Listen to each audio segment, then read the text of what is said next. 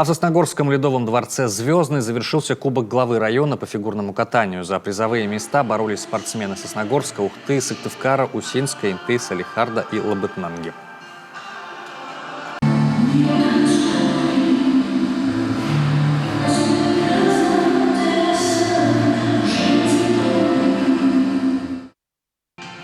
В течение 2 соревновательных дней на ледовую арену «Звездного» выходили как новички, так и обладатели спортивных разрядов, всего более 150 юных спортсменов.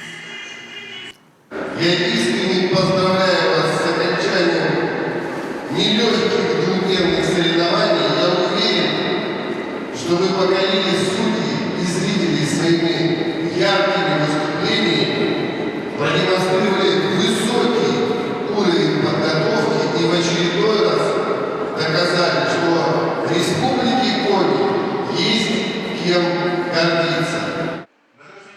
В командном зачете на 1-м месте Ухта, на 2-м Сыктывкар. Кроме этого, были отмечены самые юные спортсменки, представлявшие Усинск и Ухту.